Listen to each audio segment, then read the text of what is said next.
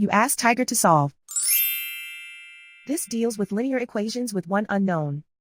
The final result is x equals 8. Let's solve it step by step. Simplify the expression. Group the coefficients. Find the lowest common denominator.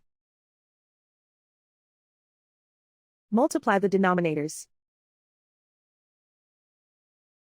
Multiply the numerators.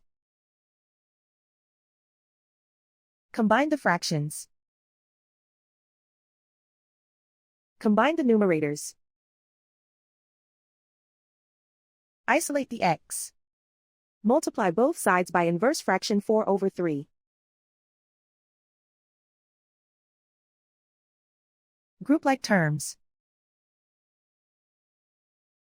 Multiply the coefficients.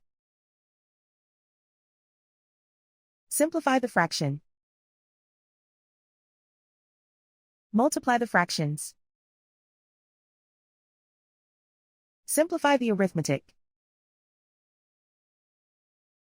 And so the final result is x equals 8.